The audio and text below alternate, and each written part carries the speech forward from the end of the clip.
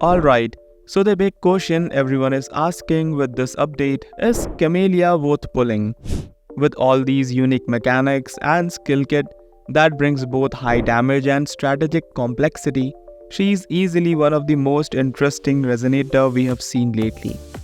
But does she brings enough to your roster to justify the investment? Today, we are breaking down everything about her and giving you some solid perspective on whether she is worth your hard-earned Asterites or not. So, if you're on the fence, let's dive into it and see if she is a must-pull or a pass. With that, hey there, it's MJ here. If you find this video helpful, don't forget to hit the like button and subscribe for more in-depth content like this. So let's break down her skills, strengths, and whether she is truly the perfect addition to your team. First up, Cameliya's normal attack is a sequence of up to 5 consecutive attacks. These deals havoc damage, and while they are fairly straightforward, there is a twist. If you go into stage 3 or a heavy attack, you can hold the normal attack button to keep dishing out damage continuously. Now what's great here is the easy combo potential. You can chain into her heavier hits smoothly without needing ton of precision. From my experience, this makes her perfect for players who enjoy a steady, rhythmic combat style. So, if you are looking for a DPS who has a good flow and isn't overly dependent on perfect timing, Cameliya's basic kit has you covered. She might not just hit as hard as pure burst DPS characters in her basic alone, but she is definitely strong when sustained. Cameliya's heavy attack burns through your stamina, but packs a solid punch with havoc damage. In tougher battles, this is handy for quickly breaking enemy defenses. But it's worth nothing that using too many heavy attacks can leave you with low stamina. So balance is the key. Now here is where I see her shining in multi-enemies encounter. The heavy damage with her reach can help out take down enemies faster. But against bosses or singular tough enemies, it's stamina trade-off. If you prefer characters that can hit harder without much sacrifice, you might need to be mindful of her stamina consumption. Now, let's talk about Cameliya's resonance skill. And this is where things get really unique. Cameliya's resonance skill lets her enter Blossom mode, where she is suspended in the air on vines and gains access to an entirely different skill set. You get new amplified version of her basic attack, which have boosted havoc damage, plus her dodge counter transforms into dodge counter atonements. And what's even more impressive, this can all happen in mid-air, which is a rare treat of mobility and reach. Blossom mode gives the high risk, high reward edge. Sure, you are grounded on those vines, so movement is restricted, but the increased havoc damage might make the risk worth it. Personally, I think Blossom mode's stationary aspect could be the challenging in boss fights where you need to dodge constantly, but the potential damage output is definitely enticing. Now Cameliya's FORTE circuit is all about resource management with Crimson Pistols, which fuels her attack power.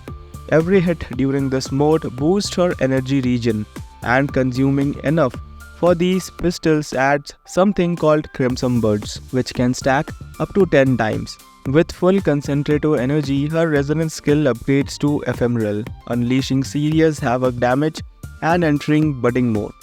For those who love resource management characters, her FORTE circuit is incredibly rewarding. This is where Cameliya becomes a bit more technical, almost like a dance. Managing those pistols and buds is a challenge. But if you are someone who enjoys more tactical approach to DPS, this skill is made for you. However, if you are not as keen on managing these little details, this could feel more like a hassle than a fun feature. Now, if you are wondering what the hell is Budding mode and Ephemeral, Budding mode, which activates after Ephemeral, boosts damage for normal and basic attack by 50% and gives an additional multiplier based on the number of Crimson Buds consumed. While in this mode, you won't be able to gain Crimson Buds, meaning you are sacrificing some resources recovery for boosted damage. Budding mode also ends once she is switched off the field or if all her crimson pistols are depleted. Now what I think is budding mode is phenomenal if you are looking for high damage in quick burst, especially if you have saved up enough crimson birds to max out the multiplier. But it's situational. Cameliya's DPS peaks here, but you lose out on bird collection, which can make her damage less consistent over a long fight. So, if you are after a character who can maintain steady DPS across extended battles, budding mode's payoff might be less appealing. Okay, now let's talk about the resonance chain. I mean, if you have the cash, then why not? Cameliya's resonance chain gives Cameliya a strategic layer.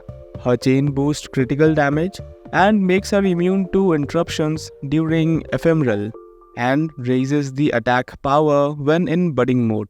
In addition, she can buff the entire team's basic attack damage, making her a great asset in team components focused on high basic DPS. I see these resonance chain as a huge plus if you are building around a basic attack and a heavy attack team. In my opinion, she pairs best with other characters who thrive on rapid, repetitive attack, as the resonance chain boosts everyone's damage.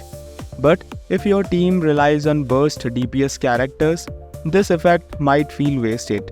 So she is better in sustained DPS team, especially if you need someone to amplify those consistent damage output. Now all things considered, is Cameliya worth pulling? If you are after a versatile DPS who can combine powerful havoc damage with technical resource management, then absolutely, Cameliya's unique skill set can add a lot of depth to your gameplay. She shines in sustained fight, where the blossom mode and budding mode can be fully utilized. Plus, her team support potential with the resonance chain makes her an incredible choice for players focusing on team synergy. Personally, I think she is a fantastic pull if you enjoy a more intricate hands-on DPS experience. She is not just about raw damage, she is about managing your resources well to maximize output. However, if you are a kind of player who prefers simple burst-oriented DPS character without too much mechanics to the jiggle, you might find her style a bit demanding. In that case, it might be worth saving up for a resonator who is more straightforward in this approach, like Zinshi. So, what do you think? Is Cameliya going to be your next pull? Let me know in the comments down below. And if you enjoyed this breakdown, make sure to hit that like button and subscribe for more insights on Wuthering Waves update and resonator guides. Until next time, keep gaming, and this is MJ signing off.